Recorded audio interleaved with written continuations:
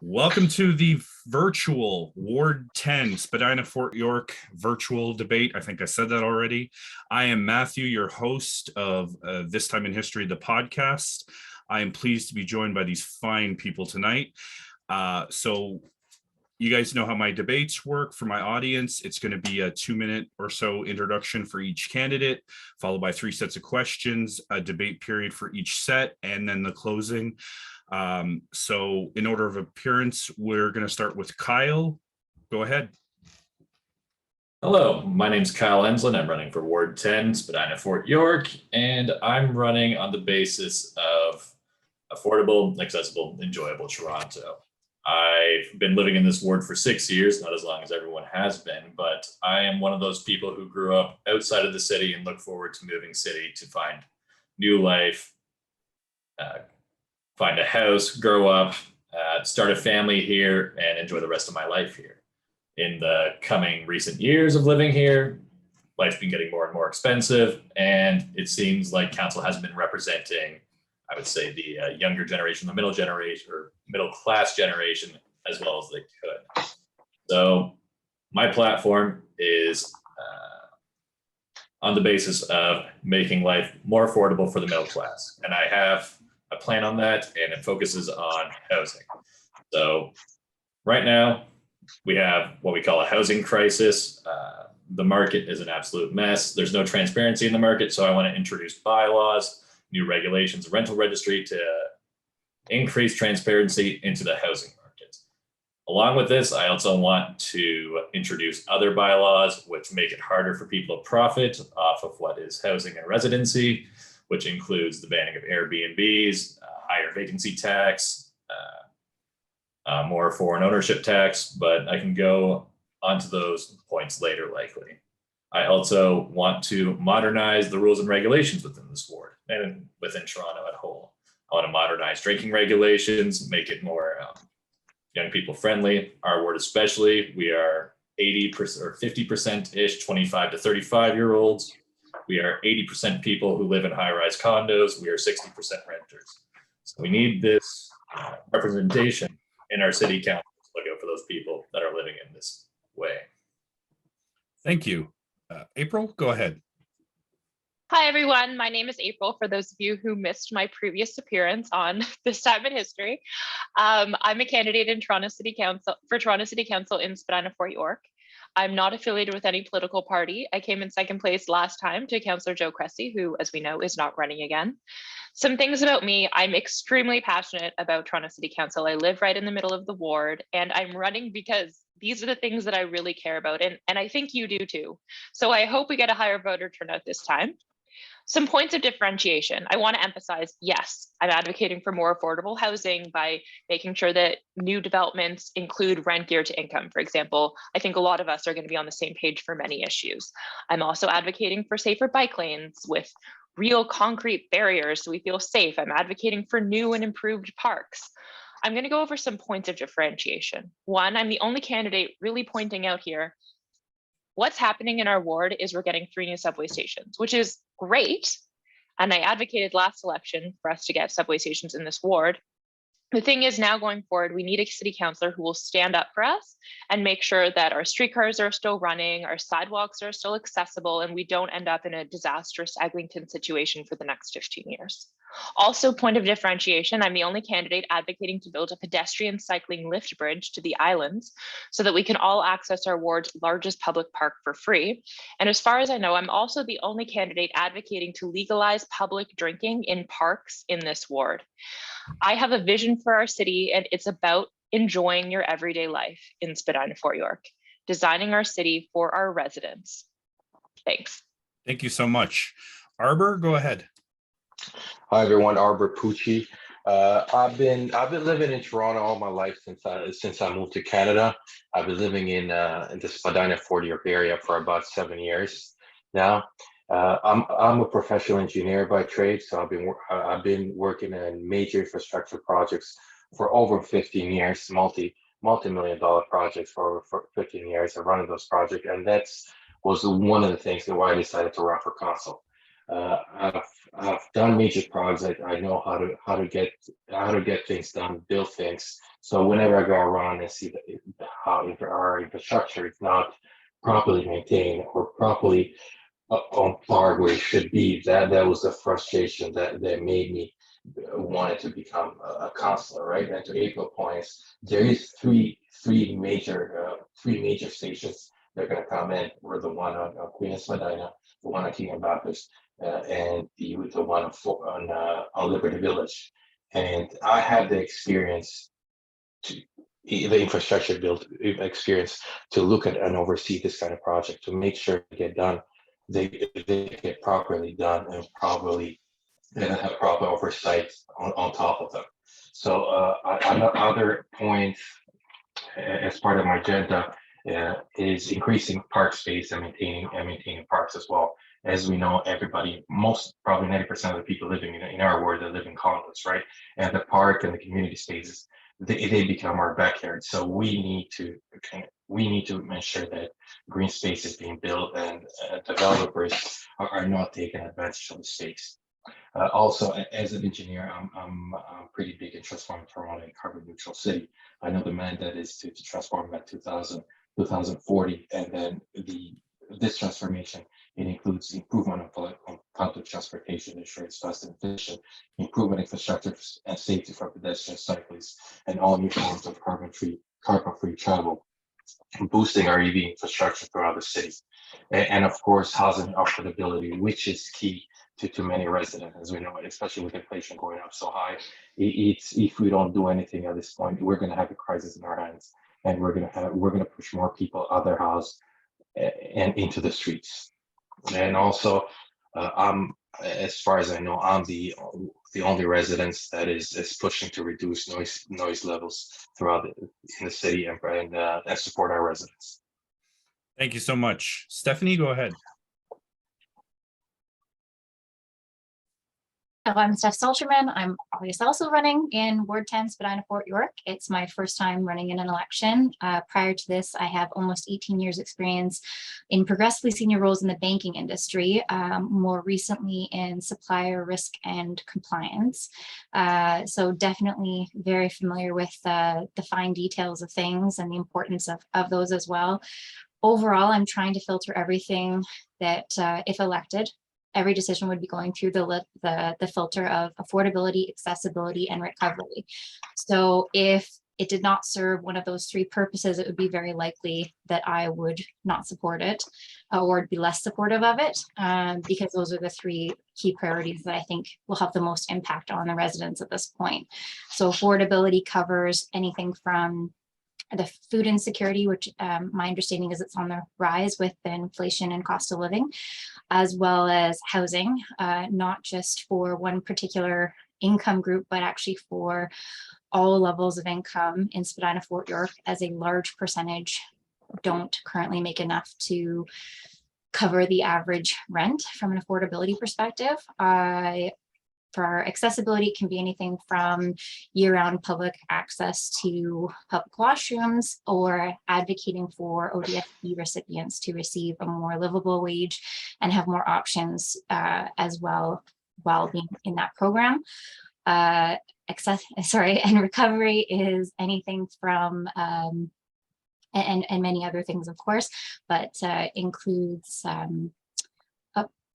financial need-based initiative for small businesses to apply for some kind of relief for their property taxes, given the effects of the last couple of years on small business, as well as bolstering and advocating for bolstering of mental and physical health.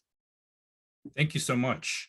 I forgot to announce at the top of the hour, with me as always was my co-host, but she's not feeling well tonight, so I'll be going solo, and I'll do my best to remember her questions. So we're going to start with the housing crisis, because that is the hot topic, as it would be.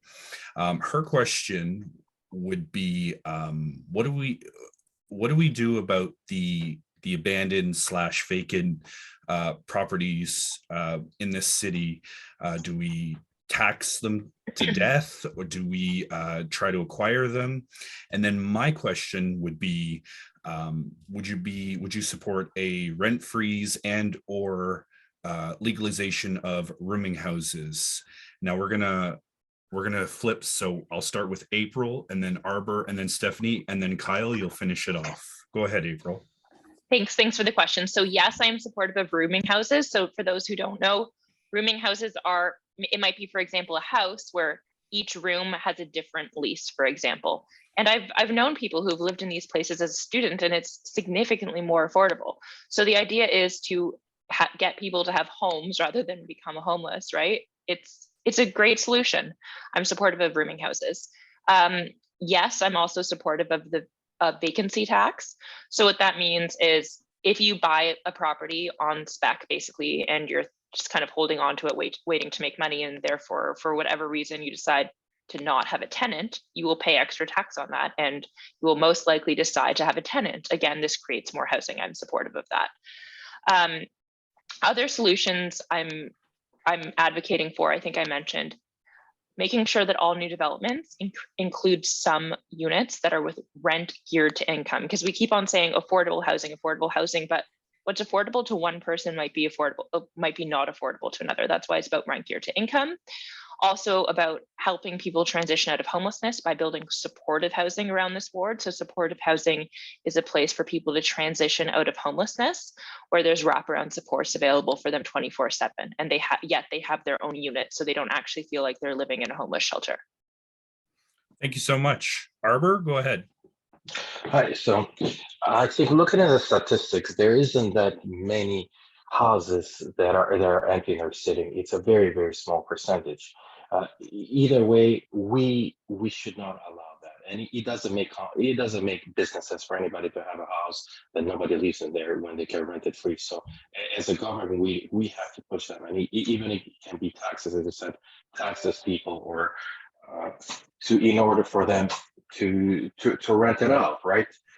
When it comes to shared housing, there is a bigger issue over there, right? Because most of the way it works, it's usually with zoning. So what happens is that certain zoning gets the shared houses, which are like student houses, a house with four different apartments that live there, and then you create this low income area in a way in certain areas, which doesn't really help the community. As we have seen the past decades, we have tried to be pushing away from this low community housing and integrate everybody into the society, right? So building buildings and having a certain part of the building creating an affordable house in it, right? So this way we can integrate even the low income families into the community and make sure that they have a good future and everyone through a good school and they have good social services like the rest of us, right?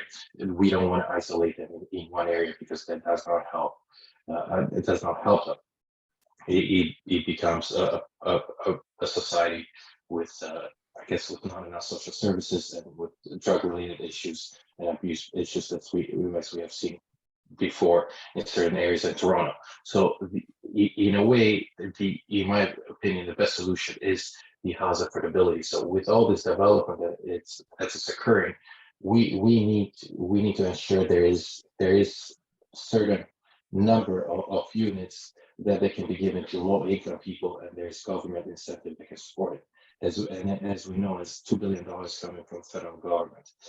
There's a poverty plan based on the province. We need to ensure, as a council at City of Toronto, we need to ensure to get as much money as possible from the provincial level and the federal level in order to support this program. Because in a way, Toronto is the one that has the most issues when it comes to house affordability. So we need to work with the federal and provincial government in order to get as much money as possible to support these low income families with house affordability. Thank you. Thank you. Stephanie, go ahead. So on my platform, I mentioned that I actually want to advocate for a rent freeze with offsetting potential financial need applications for homeowners that are affected by the ability to not increase their rent. That is, of course, a provincial jurisdiction matter, but doesn't mean that we can't raise our voices and try to ask for it, because I do think that it would be a big help at this time. The other thing is there's currently something like a 10-year backlog in the rent geared to income program, depending on a number of factors. And that was pre-pandemic, it was 10 years of a wait list. So I definitely think that we need more, obviously more supply. So integrating it into new buildings, yes, but also expanding the income ranges that can be included in it.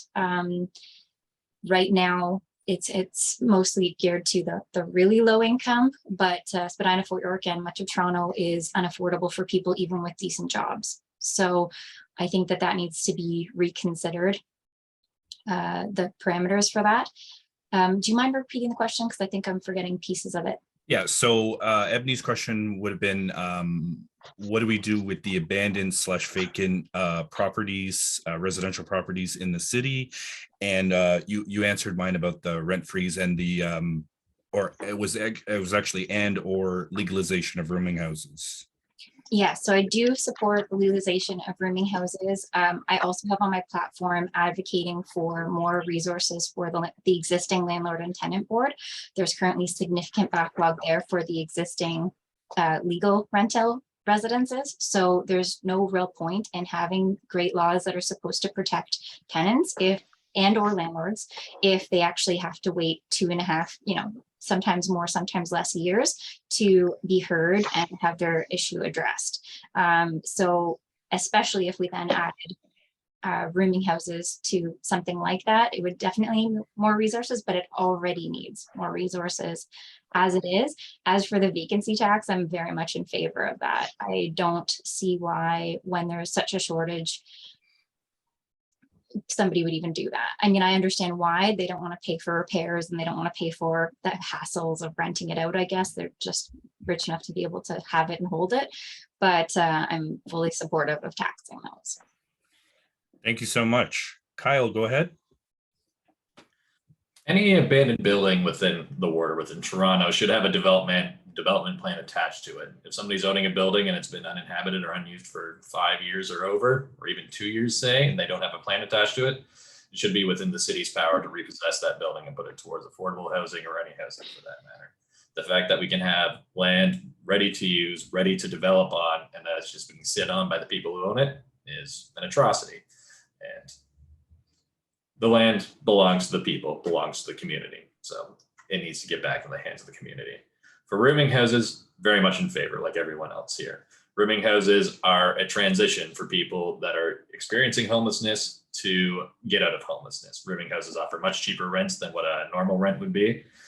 You can sometimes get rent within like the $500 to $1,000 range compared to, let's say, a single bedroom studio that goes from anywhere between $1,500 to $2,500 now in today's climate. Further that, for student housing, it's a no-brainer for rooming houses for student housing. Like, students have operated in this way in many different counties, many different areas, and they've been operating very well with that regard.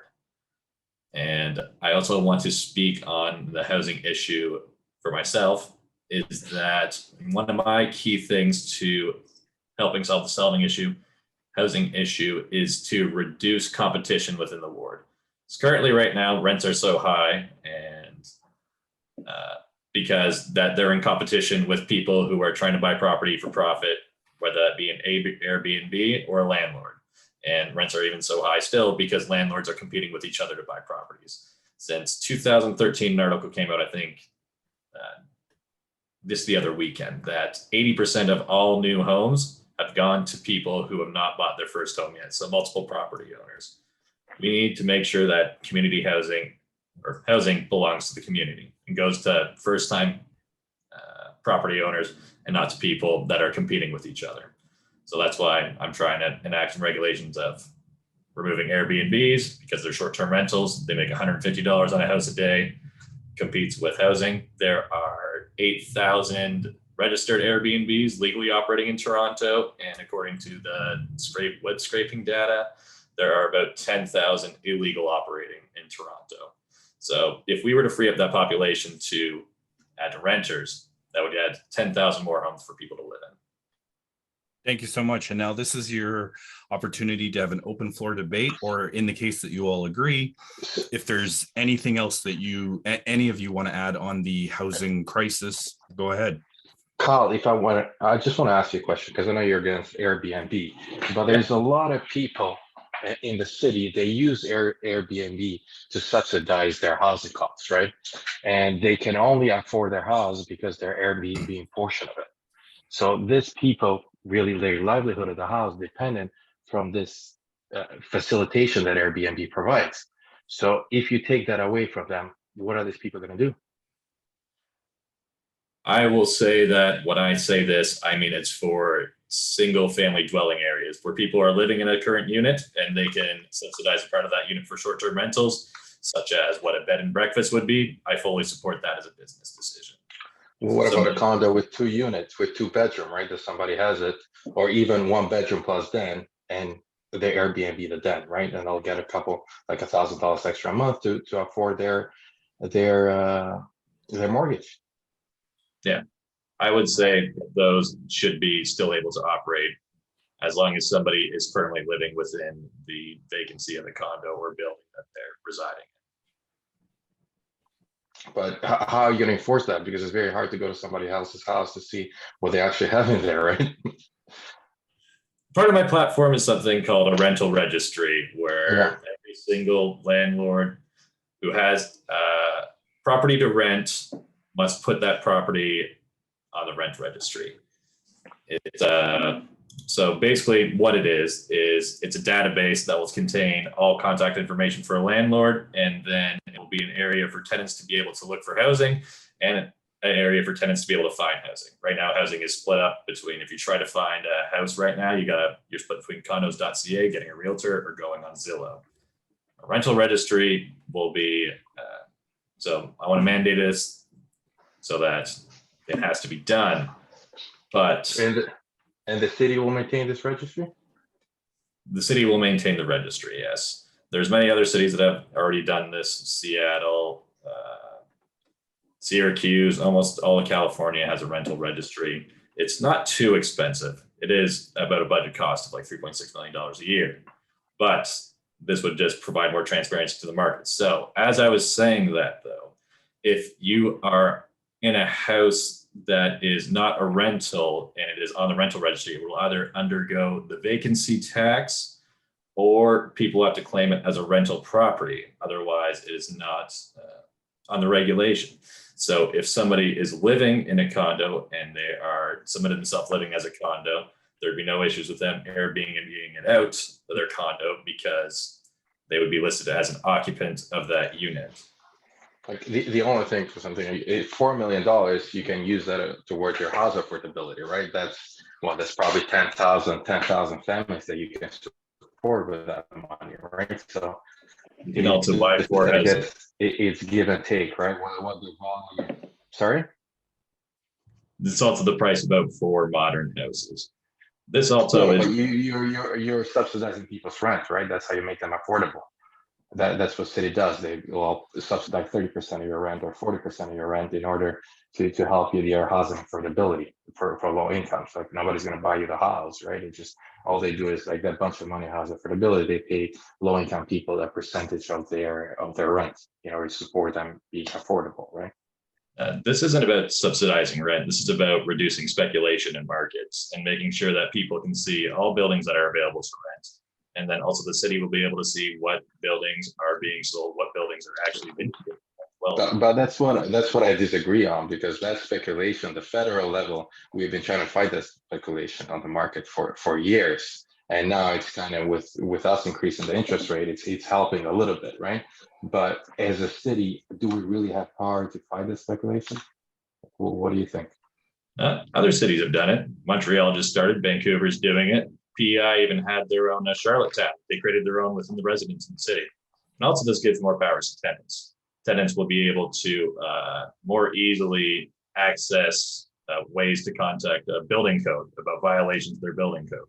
There's a straightforward way to contact landlords because they have to be registered within the city. Being a landlord is too easy. Anybody with money can buy a property and become a landlord. There needs to be some sort of barrier between that so that people that are actually qualified to be a landlord are allowed to be a landlord. The city deserves better. Yeah, but in a way, we shouldn't even. We're always trying to challenge the landlords, right? And these are people like normal like us, some people that have one investment, a house and stuff like that, and they're trying to make a living, and they're renting it out, which is what we want people to do, right?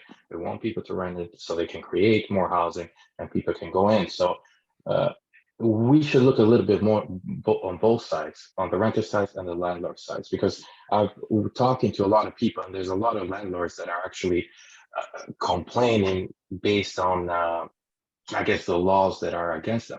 Because right now, if somebody doesn't pay, it takes 6 months to a year to evict somebody. And these people that invested their life saving over there, now they can't do much because they got to pay another rent for 6 months or a year, and they're going to go bankrupt because, in a way, the laws are against them. So I think we have to look at both sides when we look at both on the landlord side to help the landlord in order to make things more accessible. And that's why you see a lot of people don't even bother putting in the market, because they're like, I don't want to deal with somebody that's not going to pay me for 6 months. I'd rather leave it empty. Right. So that is one of the issues. So in a way, I feel like we have to look at both sides. We have to look at the landlord sides and the people that actually need house, affordable housing, and how it can help it. For me, That's my thought. It's people protecting investment against people that are trying to start a life. You have no way to enter this market or build equity without a massive price adjustment, because we have all these landlords fighting with each other. They're in constant competition when buying a unit to rent it. That competition is not unhealthy or sustainable for people trying to grow in an emerging market. Yeah. Anyone else have something to add before we move on to the next set? I also want to advocate for some changes to some mortgage regulations. So before the 2008 housing crisis, you could get a mortgage amortization of, I think it's like 40 years. And then with everything that happened, they've gradually over the years reduced it to, last I checked, I think it's 25 years. And that can make sense for, people in certain age demographics, but for people trying to enter the market, for example, there was a time where a 20-year-old could buy a condo or could buy an initial starter home, depending on their job. Expecting them to have a house paid off in 20 years, although better for them from an interest rate perspective, it really just boxes them out as well. So I think that there's levers that we can advocate around that don't cost the city money, but that make things a bit more affordable for people. And those are the types of things that I would want to be adding to the agenda. So Stefan, what can the city do regarding the amortization risk? I don't think that they can. What I'm saying is they can advocate, bring the topic up, try to go to their provincial and federal level people. I think that there's opportunities to at least have the conversation. If it was 40 years before. So one of the ones that I wanted to consider was something where it's, let's say right now that the minimum or the maximum is 25 years. I believe that's the last I checked, it was what it was. There could also be an adjustment where it's whichever of the two is greater. So if you're, for example, 20, you could get a 45-year amortization because you still, in theory, have it paid off by 65. But it doesn't further disadvantage somebody who's in their later years because they'd still have access to the 25-year amortization that they already have. But Stephanie, let me ask you, do you think that helps the low income people or people that actually have more money? For example, let me give you. Oh yeah, I think it's more of the middle. I don't think it's going to solve the problem for the lower income households. That's a whole other matter of making rental options more affordable. But I do think it would make room back in the entrance of the market for middle income. Yeah, I feel that will push even more businesses or landlords on the market, right? For example, let's say a rich lawyer like April now, instead of buying one house, can buy two houses, right? Because her mortgage payments are cutting are half what they're used to be. So with that rental, they can subsidize two places instead of one. Yeah, I see that, but she'd also be paying more interest if we're using April as the example, right? And so it's really not necessarily it's not cheaper for the person to have a longer amortization, but it gets them in instead of wasting money on rent. So I don't necessarily, I see the benefits outweighing that scenario. And I mean, again, I could be lacking an example that matches this, but I don't know many young people that could afford multiple properties. I could see people using it to be taken advantage of, right? You know, Yeah. but so I get Yeah, that's that. where I was going. And I get where you're going with that, Yeah. but I think that if we make policies, if we omit making a policy because of the few that are going to take advantage, potentially take advantage, it just hurts the people we're trying to help even worse. So I think it's at least worth a conversation and some effort. Okay, we're I'll gonna. just say, Sorry. Yeah. No. You aside go ahead, from- April. Yeah. Yeah. Okay. Aside from, you know, just being called rich when I'm a lawyer and also No, I'm having an just, I was affordability just, issue I in was this. thinking, Yeah. as I Okay. said, Thanks. for example, right? Yeah. Okay. So anyway, aside from that, I just think we should focus on things that are actually city policy. Like we've just been talking for a while now about things that the city does not actually control. So if I could just say going forward, we should try to focus on that. Okay, so we're going to move Agree. ahead now to our second set of questions, and this focuses on crime. So Ebony's question would be, what kinds of ideas for urban design, I guess in an effort to curb crime, would I guess you would think of? And then my question is a little bit more direct. If you've seen my other debates, you know the question. We do have a mayoral candidate who's running, and if he wins, he wants to reinstall carding as a tool for the Toronto Police to use. And my question would be, how do you respond to this and why?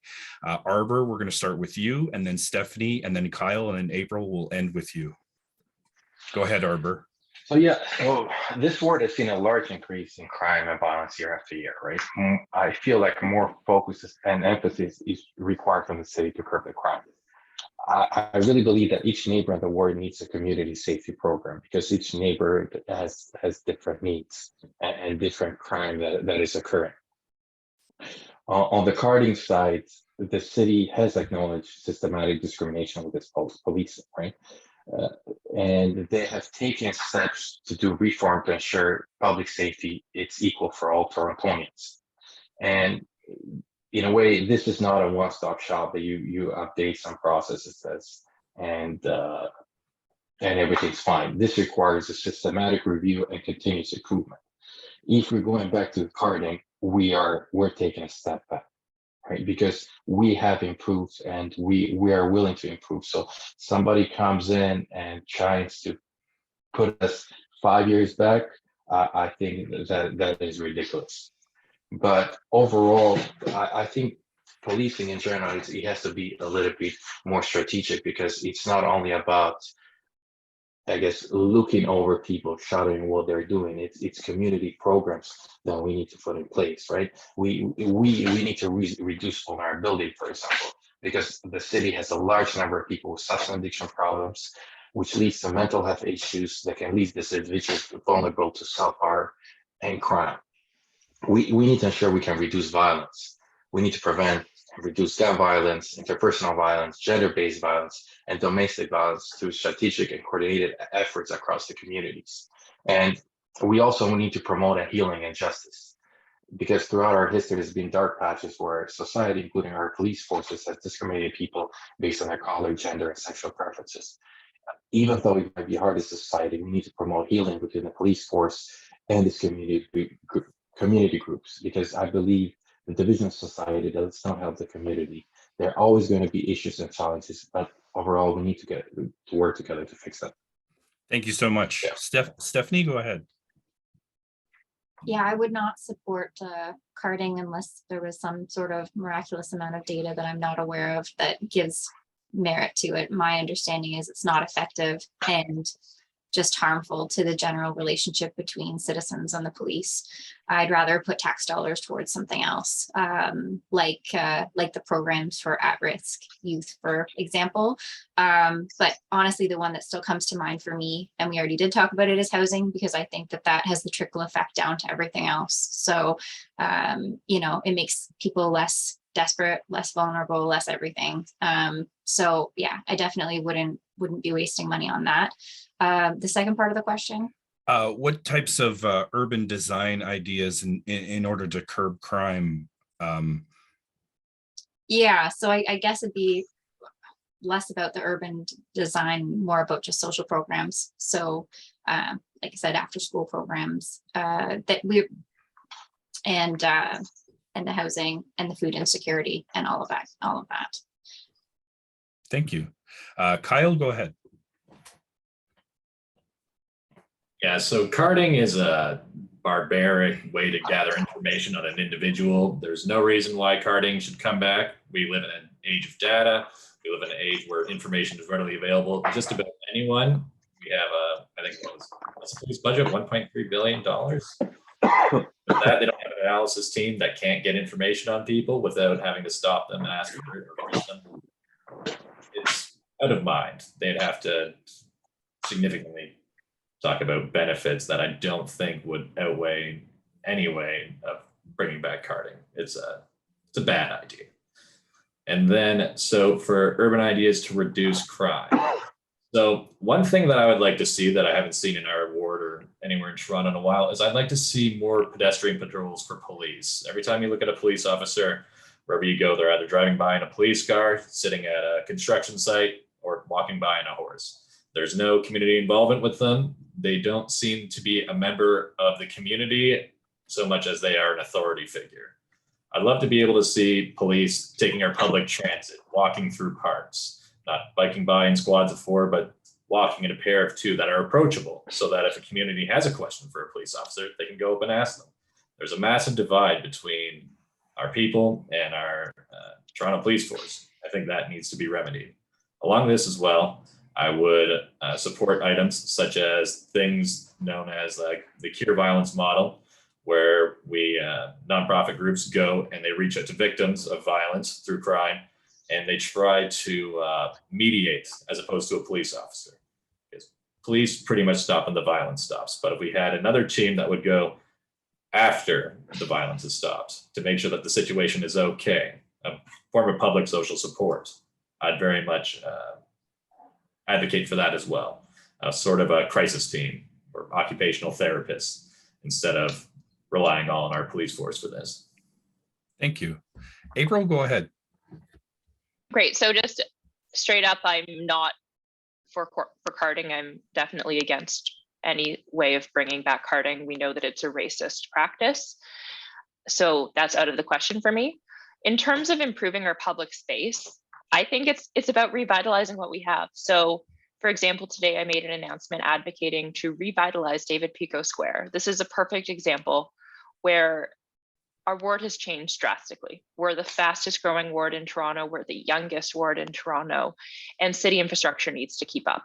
So for example, David Pico Square was designed in 1992. For those who don't know, you probably didn't notice it because it's very underwhelming. It's between John and Simcoe, between King and Wellington, and it's mostly concrete. Whereas now there's tens of thousands of people that live within a 10-minute walk of this square. So if we were to revitalize it and make it an actual park that has, a dog park, water fountains instead of literal payphones that are currently there, public washrooms, etc. These should be areas, downtown should be areas that people actually want to go. All of our public spaces should be a place that you want to go and enjoy yourself. So that's my answer on improving our public space. Thank you so much. And now floor is open for a debate, or if any of you have anything you want to add in terms of crime, go ahead. So if I may start, I just going back to policing, I'll answer the question too, but for all of us that are here right now, I think about 10% of the city's budget goes into policing, right, in our police force, because the Toronto Police Force is the largest municipal police force in the country. Would you guys are pro increasing that budget for the police or reducing it? I would be in favor of reallocating. Sorry, Kyle. I would be in favor of reallocating. So for example, changing what we actually have the police do. So the pilot project, for example, for mental health crisis support, that budget could go, instead of a police officer coming to your door, if there's somebody in mental health crisis, it could be somebody properly trained in mental health crises. For example, reallocating that towards traffic services. We've all seen how ridiculously congested our ward is, especially around large sporting events. So these people could be traffic wardens.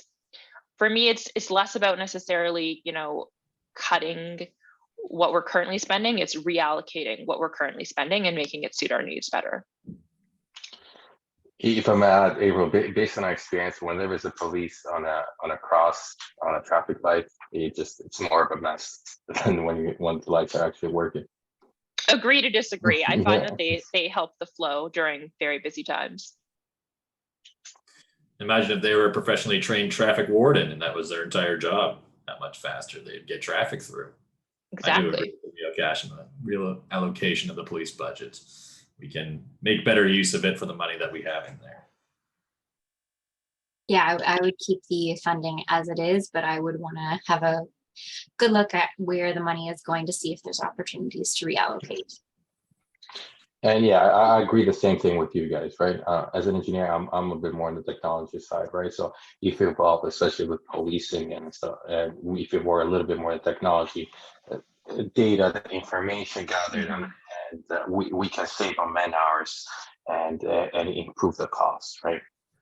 Yes, and I'll tie this into the police thing. I didn't mention this earlier, but Arbor, you said you think you're the only candidate with noise in the platform, and I will say, you check out my website, you'll see I'm in favor of installing noise radars around this ward.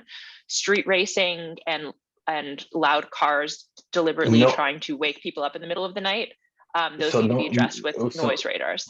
Noise radars, that goes a little bit of too far policing, in my opinion. But what would the noise radars do, since you open the topic? So the same way that there's speed radars around the ward. So if you're speeding, for example, in certain school zones, you'll automatically get a ticket. It would be the same thing, but for noise radars, and this technology already exists. What about the drunk people, the street that people are keeping them up at 2 a.m. or 3 a.m. in certain areas? This would be for vehicles and street racing and that type of thing. I actually, since we're in the debate period, I had one small question. Lifelong resident of Toronto myself, but I actually don't know if the Toronto Police patrol the islands. So with going with your bridge idea, April, would that call for increased patrols, given that anyone can bike or walk across if the bridge comes to fruition? I would say the island would be patrolled the same way any other public park would be. Yeah, but thank you for talking about the island bridge, and if I may, shall we? So I'm proposing to build a pedestrian cycling bridge to the island, which would connect the Portlands towards island. It's only about 200 to 250 meter gap there. And 94% of the people in our ward, myself included, you see me in my 530 square foot condo, you can see most of it right now, we don't have a backyard. So it's about making the best use of the park space that we currently have. And that's the island. It shouldn't cost us $8.70 to access our ward's largest public park. It's like the equivalent of us having to pay to access Trinity Bellwoods, for example. So I think it's very forward thinking, especially considering that Rail Deck Park, which was the park proposed to be built over the rail tracks from Bathurst to Blue Jays Way, is not going to be happening the way we initially envisioned. As it turns out, the city doesn't own the air rights. And we currently see what's happening at Ontario Place, where the province is selling a lot of it to developers, and the city is trying to do as much as it can, but in reality doesn't own the vast majority of Ontario Place. Anyway, this is a great way to make the best use of public parks.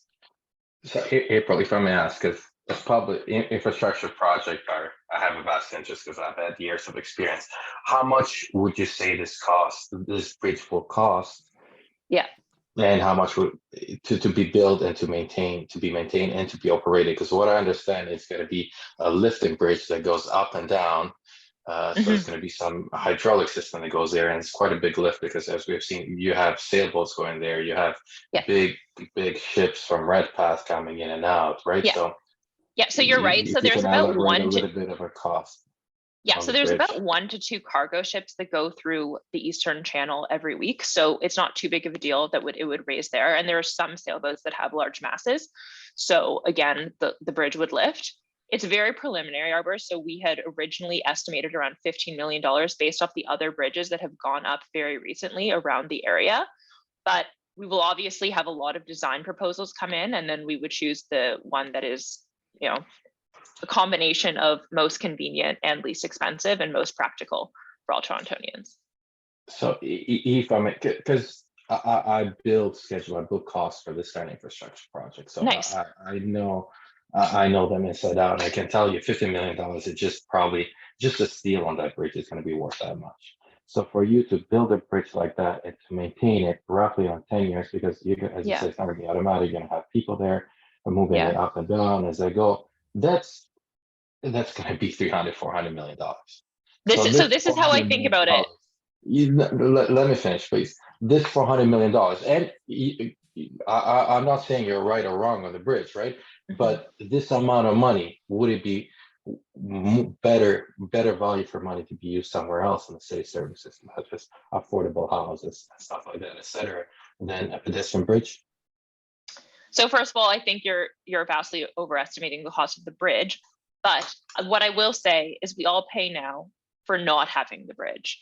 If we're thinking about how much of my individual property tax or your individual property tax is going to go into the bridge, we're paying for it now. Every time we want to access the island, it costs us $8.70 to not have the bridge. Yeah, but you're already paying for the boat's already there, right? So you're paying for the maintenance, just to keep. Well, that's the cost of keeping those boats running, right? The boats already I'm paying to get on the bridge. Sorry, the bridge is free, but you're paying to get to the island currently. It's costing you $8.70. That's if you bother to wait for the ferry, get in the line. You might not actually make it onto that ferry. Otherwise, you're going to take a water taxi and that costs more. So what I'm saying is not having the bridge is individually costing Torontonians. But as I said, you don't have 40 million people going over there. If it cost to Arbor's high point of, what was that, 400 million? Low point 50 million, so 5 million trips, which would be reasonable. But have you ever even considered either doing something like expanding the tunnel under Billy Bishop? I know your big area here is but more park space for people on the east, which is desperately needed. We do need that. But the expanding the tunnel, I think the tunnel originally cost the airport $36 million to go from Billy Bishop Airport to Billy Bishop Airport. But to expand that, I think it's another 350 meter underground tunnel. Now that would cost more in today's money, but I think that'd be even a more economic option. It'd have less maintenance because it'd have no mechanical moving parts, and it would be a way for people to access the bridge. Now that would add more traffic into an area that's already incredibly congested, but something worth considering. I can completely agree with you, Kyle, on that one. I would say thank you for the suggestion. Sorry, I think you were asking me a question, but anyway, I'll say thank you for the suggestion. We'll definitely be open to different ideas. This one seemed to be the most practical based off the geography and based off if you enter from the airport where that tunnel will currently take you, you end up having to literally go over the runway. So this seems like the most practical solution. Anyway, sorry, I'll leave it to you guys. Yeah, I had a call with the Ports Toronto people because I wanted to understand actually the cost around or the possibility of extending the tunnel to the publicly accessible part of Hanlan's, as opposed to obviously walking over the runway, which is would not make sense. And they were explaining that it would be about 4 times the cost of the original tunnel because it's 4 times the length, roughly. I think that's something that maybe can be negotiated when they're trying to do things in the future, whether it's the lease renewals or anything else that they're trying to accomplish. In regards to the bridge myself, I'm curious about reallocating that money, like Arbor said, to affordable housing and or possibly doing more with the existing ferry system if we really want to revitalize it that way. I wouldn't personally put money into the bridge. And I'm the same way. In my sense, I wouldn't put money to the bridge or the tunnel. I would rather use that money to, as Stephanie's saying, to affordable house, maintaining our parks over here, increasing our green space, improving our harbor front. I think there's better ways of spending $300 million. Yeah, so that's your Perfect. estimate. But anyway, agree to disagree on all of bridge related topics. Perfect. Well, I have an experience to back up my estimates. You don't. Thank you, guys. I do, because I have people on my team that did research, but thank you. We're gonna move along to the last set of questions. For this set, there will be actually 3 questions. One popped up in the last week. So I'll ask them all, and we'll start with Stephanie, and then Kyle, and then April, and then Arbor. You'll finish us off. And so the questions are, Ebony's question would be, do you think the counselors receive too many perks? I mean, it's a great salary, but then you also have, there's a housing allowance, there's the zoo pass, the free parking, the free metro pass, the fill in the blank, because there's probably more I'm missing. My questions would be, in the last week, we've seen a Toronto City Councillor criminally charged, and in your opinion, should he resign and not run or not? And my third question, I apologize, is there is a current public outcry due to the encampment removal to have Tracy Cook, who's the interim city manager, fired. How do you respond to this, and why? Stephanie, you're up. You gave me a really full question to start with. Thank you. So for the for the city perks, I'll take the easy one first. For the city perks, I would want to understand how much that's actually costing to give the city councilors that.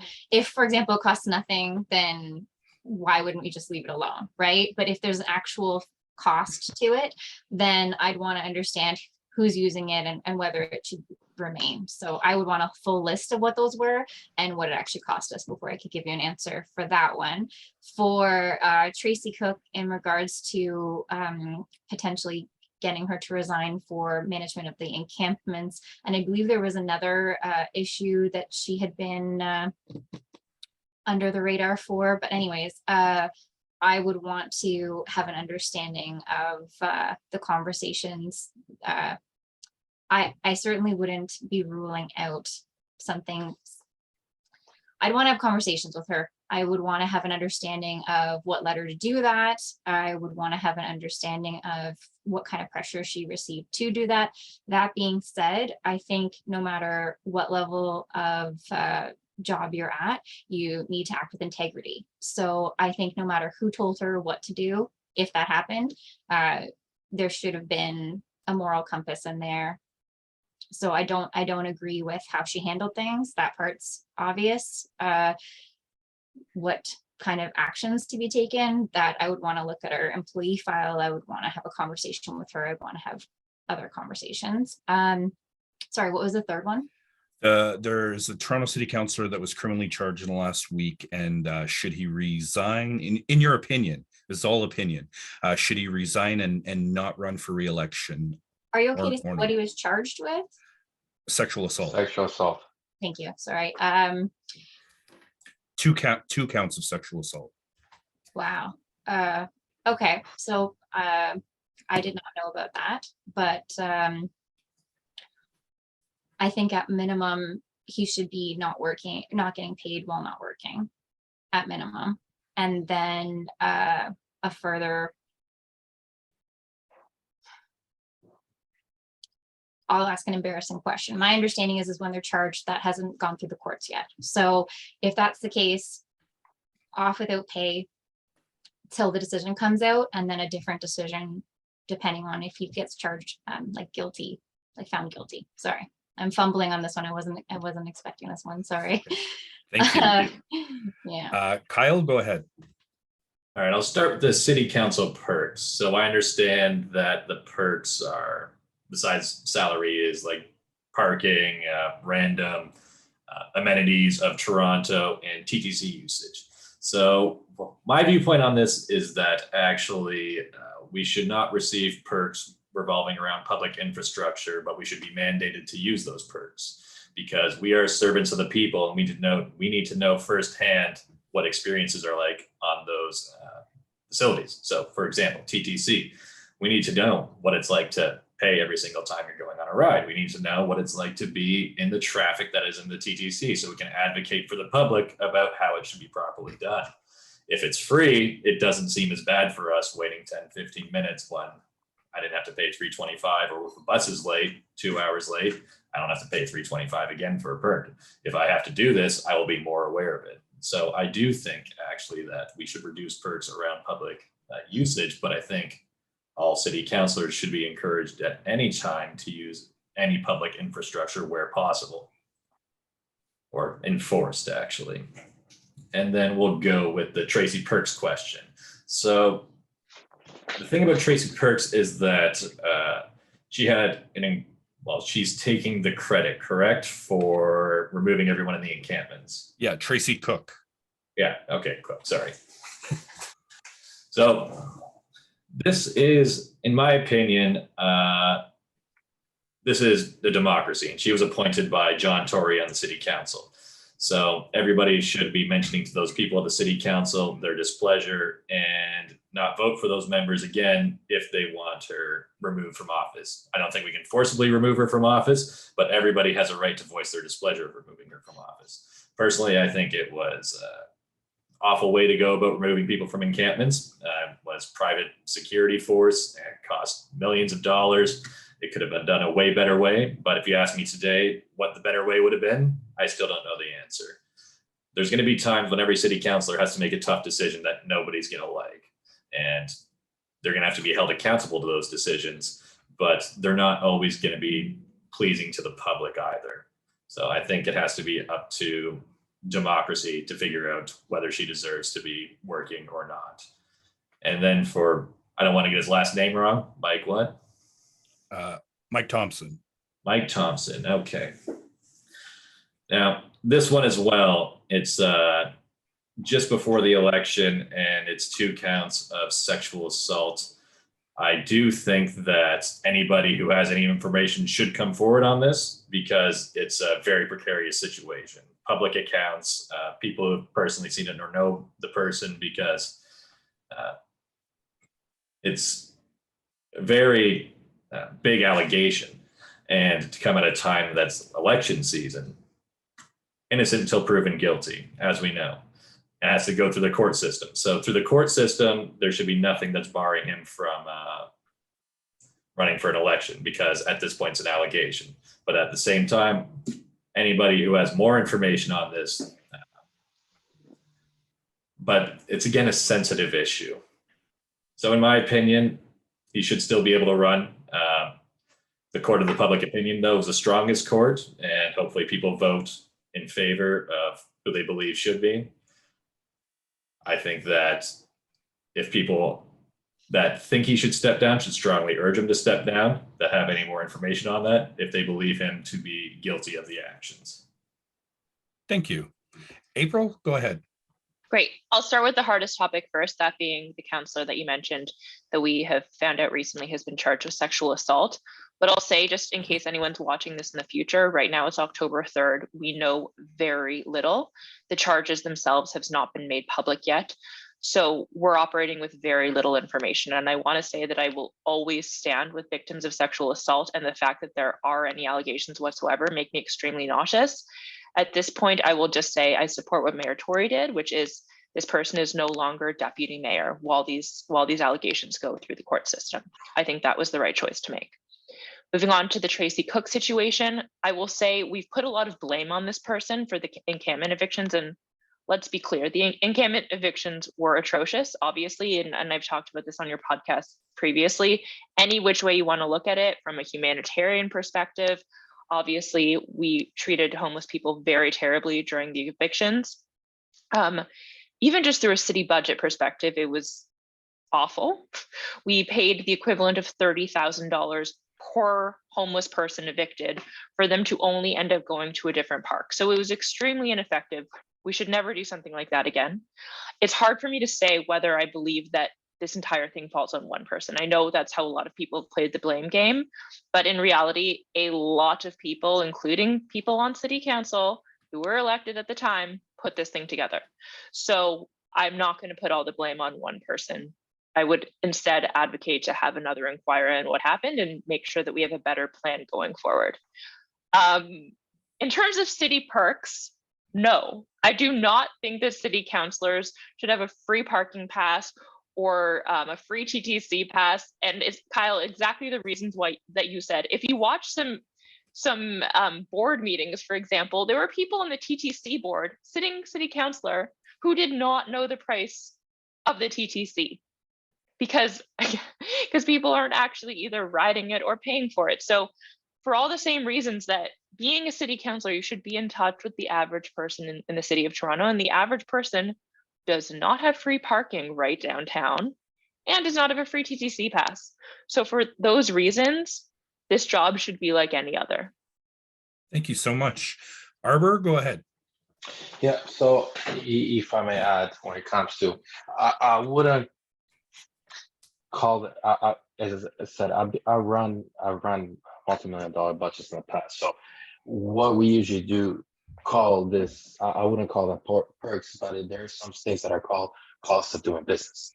For example, I wouldn't agree with somebody to have a free TDC pass, but if that person needs to use it, if the council, for example, needs to use that TTC to go somewhere for a city, for a city job or a city meeting, then yeah, they should get that free ride because cost of doing business. For example, if the council in Port Union needs to oversee any other zoos, any maintenance or anything that's going on, then yeah, you might need a pass to go there and visually inspect. But us as Ward 10 that have nothing to do with the zoo and we're never there, why should we get a free zoo pass? Because it doesn't make sense. It's not part of our business needs. So all this expenses or all this perks, you might call it, should be business need basis. So based on what is needed for the city and what is needed for you to do the work. So they shouldn't be just random perks. You shouldn't have a Wonderland pass for no reason. I'm sorry, like that does not make a sense. And in a way, that's what we have to think about it when, as a city run. In a way, it's a business, right? It's a business for the people to support the people. So yeah, that's my answer when it comes to perks. But on the other side, for the two individual, one that was charged and the other person about the encampment, I think myself as a professional and all these guys as well, as a city elected official, we got to be held to a very high degree of standard, right? Like me as an engineer, if I build a bridge and it fails, I'm responsible for it. So when you are that role and you are making those decisions, being right or wrong, those are your decisions and you have to stand by.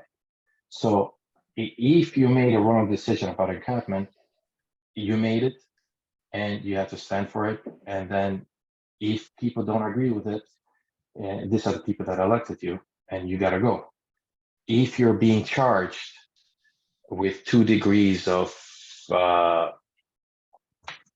rape, you might say, or sexual assault, I'm not sure what is you in charge of, but you should not be running for city for political office, because you have to have very high ethics standards, right? They you got to follow. So if something like that's ongoing, but I'm sorry, then you should not be part of it, because at this point your ethics, your standards have been in questions, and you should do the right thing and stand back yourself until everything gets cleared out, especially if you know that is true and you believe that you have done nothing wrong. Thank you so much. And now the floor is open to discuss debate this or anything else that you think needs fixing at City Hall in terms of I used culture, but I got lambasted for using the word culture, so we're not going to use that word. Cleaning up City Hall, we'll say. Go ahead, anyone can start. I'll go ahead. Sorry, Kyle. Yeah, I'll just mention about the cost of doing business thing. The cost of doing business makes sense when you make money for a company or make money for a corporation. The cost of doing business for us is making sure that we represent the people of our ward. But you also have a budget. That's your budget, right? Like you are running, that's your income. Your yearly incomes come from your taxpayer. So as a business, you got whatever $10 billion coming every year for taxpayers' money. So yeah, that's what you're making. So you should be seeing yourself as a business, right?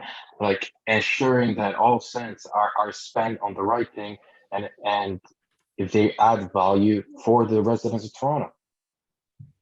As a public So servant, that's the way I you see it, represent right? people on the board. If you look at it all as a business perspective, you're gonna make a lot of a lot of people unhappy when you look at them as numbers and figures instead of actual human beings. But Oh, we're not looking about people. I'm looking about maintaining a park. If you have $100,000 maintaining a park, a budget for the park, you got to make sure that you get value for money of that $100,000, right? And that's what I say when you're running as a business. You're not here to hurt somebody's feeling because from 100,000, now they need $150,000 to repair that park. What are you doing? You're wasting taxpayers' money because somebody didn't do their job. Somebody didn't ensure that the budget was on the line. They didn't provide proper oversight. On a normal business, you'll be fired if that happens. Right here, nothing happens. And I think that is the problem. That's what I'm saying. It should be run more of a business. People, I mean, not people, but counselors or people that work in the city, they should they have to do more due diligence on their actions, right? They got to ensure that things get done at the proper budget at the proper time. As April was mentioning, you got 3 subway stations coming into the heart of downtown right now. So what happens is there's in another Eglinton, and from $5 billion they go again to $10 billion. Who pays for that, right? That's why you're there. You're there to ensure that this things get done on time. You are the eyes of the people.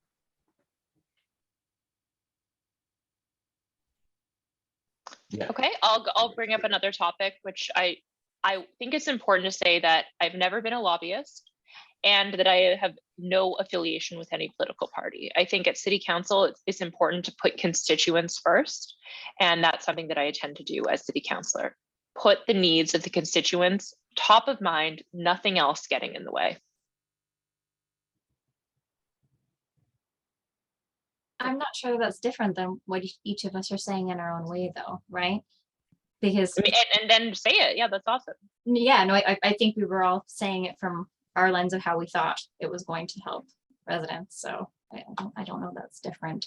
Yeah, and for the work perks, I was pretty clear that if it cost us nothing, what does it matter? So I wasn't saying that we should be actually spending money so that they can get these free things. I also was saying that I think it's important I would like to know the whole list of things to go through them. But things like using the TTC as an example, if we're paying per counselor for them to have this unlimited pass and they're not even using it, it's definitely a waste. If we're trying to, I don't think it's a big issue topic, to be honest. I'd rather be talking about, unless it's surprisingly a huge line item on the budget, but yeah, I think Stephanie, for me, it's not about it being a huge line item on the budget. And I agree, let's move on to talk about more important things. It's not about how much does it actually cost the city. I think it's more just about making sure that city councilors are walking in the shoes of everyday Torontonians and having to pay for city services.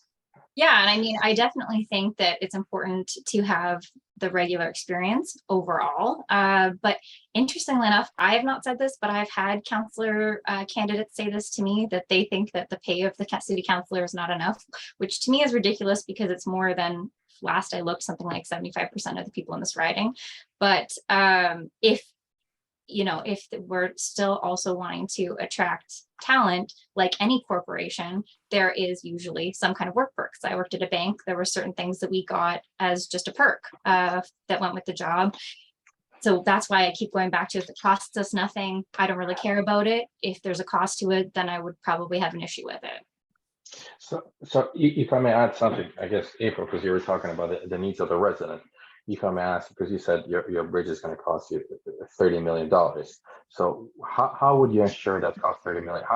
Because what happened for Eglinton Line, halfway in, they came back and said, hey, you know what, we need another $5 billion to build it. So what happens if your bridge? Yeah, I laugh a bit just because every time you use a different monetary amount. Sorry, what was the actual question? I'm just saying, how just strictly, how would you ensure that the bridge, as you said is $30 million? How would you ensure that whoever builds that bridge only spends $30 million and don't come out later and say, I need less than another that, 60 million or 20, whatever you said, 5. Let's say 5 for argument's sake. Okay, I would make sure that the bridge stays on budget by making sure that it stays on time and we move forward. The same way that we work on all projects, I would make sure that it's actually run by the city and not Metrolinx, so that we don't end up with a Eglinton situation. You know, The since city doesn't have much experience in building bridges. Metrolinx has a lot of experience in building subways, and that happened to them. So that's why I'm kind of worried. Like, we're going in to avenues that we don't have experience in, and thinking we're doing better than people that actually have experience in building it, and they're actually failing right now. And there's double the cost. I think we've done a lot more difficult things in the city. Like, look at the Bloor subway, for example. Like, there's a lot more difficult things in the city that we've done than build a 200-meter bridge. So I'm really not concerned about it. I think it's entirely feasible. Let me just jump in for a second, because I think one thing that we haven't touched, and it's one thing that is on every constituent's mind, is accessibility, answering the phone and returning emails. Right. And I think that we can all agree that it does not happen with this current council. Otherwise, we all would not be here in this debate right now. I'd love to hear anything in the open format, anything you all want to say on the issue of accessibility. Go ahead, anyone can start. I'll go first. To any listener, send me an email and see how quickly I respond. You'll see I'm extremely responsive. I'm extremely approachable. I'm open to criticism. I'm open to feedback. And I think that's actually one of my greatest strengths as a candidate and would be as a city councillor, is being responsive and being present. Yeah, even in the campaign myself, I actually put up the option for people to book Zoom meetings, either groups or one-on-ones, in addition to emails, in addition to calling me. So I did try to, in addition to doing the large majority of all my door knocking. So I've really tried to make sure that people get to meet me in any way that they feel comfortable, because of course some people still want to keep a certain distance and things like that. So I think that my website, as well as my actions, show that I've already been trying to be very accessible, and would be maintaining that. Not hope, would be maintaining that. I like that. I like the Zoom meeting. I will say that feels like work a bit. I believe the first time I emailed April, she answered immediately, and Stephanie, when you first registered, I don't believe your email was on there, but your phone number was, and she picked up first ring, boom. High five, Stephanie. Unfortunately, Kyle and Arbor, I didn't get a chance to do a one-on-one interview with you, and I apologize for that. With so many candidates, and I've been talking to people everywhere, from Niagara Falls to Oshawa to Ottawa to Wasaga Beach, Hamilton, Brampton, Mississauga, and Vaughan and Innisfil, and a lot of places in between. And so I've been quite busy, so I do apologize. And with that, I'd like to move to our closing statement. So Arbor, why don't you go first, and then Stephanie, and then Kyle, and then we'll finish off with April. Go ahead, Arbor. Well, I just wanted to say, so I'm not here to make a political career myself, right? I truly believe I'm capable of making our ward better and improving it based on the experience that I have, and that's what I care about.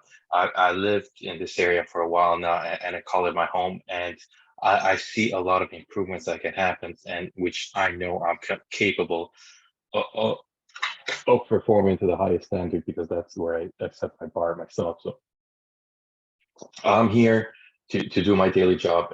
And as a counselor, I look at it more of a project role, not a political role, because all you got to do is, you got your stakeholders, which are your residents, and you got to ensure that the stuff are getting done, but for them, right? Everything is like all the public and city services are getting done on time, are getting done correctly, being the public transit, being the garbage pickup, and everything. It's to the highest standards, and that's where I think we should keep those services, and that's where I would aim. What would I aim to do if I get voted in, and be there to support the people and their needs. And don't forget to tell people your website so they can look you up, and send you any comments, questions, or suggestions. Yeah, for sure. My website, my Instagram, my Twitter handle, Facebook, they're all my name, arborpucci.com, ARBERPUCI.com. So any questions or concern, anybody feel free to contact me and I'll try to get back to you as soon as possible. That's my promise. Thank you so much. And just so all of you know, your website information will all be in the show notes for YouTube. And eventually this will get on Spotify before the election. But we're trying to build our YouTube channel right now. So it'll be on YouTube tonight. Stephanie, go ahead. Nice. So yes, I plan on being available as one of your voting options for as long as I believe that I can be helpful to the community. This is obviously my first time running. I really want to use my focus of affordability, accessibility, and recovery on every decision that I make. I'm in this because I really do want to help, as I think probably most of us are. And I think that my experiences in the corporate world actually will transfer over quite nicely. There's a lot of project management skills that you need in the jobs that I did, relationship management, negotiation, managing the service levels of a relationship with your contracts, contract negotiation. Anyways, a lot of things that I think will carry over quite nicely. And I really want to have a chance to help. My phone, best way to reach me is the phone, actually. So it's 437-26-STEPH. So kind of cheesy like the pizza numbers used to be. Nice. But in case you're not Nice. familiar, it's 437-267-8374. And my website is a bit of a mouthful because I was born with a long name. So it's www.stephaniesalterman.ca. So definitely recommend the phone number option as your first way to try to reach me. And hopefully I'll meet some more people on the doors. Thank you so much for coming out, Stephanie. And also, sorry, thank you, Arbor. I didn't personally thank you, and I wanted to do that. And now, Kyle, go ahead. Well, for anybody that just wants to see a closing statement, my name's Kyle Enslin, and I moved to the city about 7 years ago with dreams of owning a house and having a very viable dream in Toronto. Over the coming years, that seems more distant, achievable goal. Many cases, you'll find people around my age. I'd say that between the 25 to 34 age group, they move to Toronto for 4 years and then leave because it's costs too much to live here. We need somebody who's young, somebody who can represent the younger generation in council. We haven't had anybody, I think, that has done that in many years. We need somebody that will grow and understand the issues as we grow. I want to live in this community. I want to start a family in this community. And I know that everyone else does too. So help me fight for that dream. I encourage everyone to come to www.voteforenslin.ca. That's VOTE, the number 4, ENSLEN.ca. And check out my platform. I think if you liked anything I had to say here today, that you'll enjoy what you see there as well. Thank you so much. And thank you for coming out, Kyle. My pleasure. And April, with that, go ahead. Yeah, so I'd like to thank my fellow candidates for coming out tonight. I think this has been a good, healthy debate. I'm comfortable debating because I'm a lawyer, and I think we've really all gotten our point across, and it's been nice chatting with you. Also, Matt, thank you for hosting. And if you made it this far listening, come out and vote. We have a very low voter turnout in our ward. It was about 35% last time. Let's try to make that better. I hope you've liked what you've heard tonight, that being, building the bridge to the island, legalizing drinking in public parks in our ward, planning around the Ontario line to make sure that the construction projects do not take over lanes of traffic and sidewalks for years, making more green initiatives to ensure that all decisions at Toronto City Council are made with the climate top of mind, and building more affordable housing around this ward. I live, work, and spend most of my time in this ward. I'm running because I'm just so passionate about Toronto City Council. I couldn't stop myself from running if I tried. My website is voteforapril.com. Again, that is voteforapril.com. You can also find me on Instagram, Twitter, and even now TikTok. So check it out, and I hope to earn your vote. Thank you so much for coming out, April. And again, thank you to all of you. To my listeners, I will say that voting day is October the 24th. It's crucial that we get out and vote. And early voting opens on the 7th to the 14th.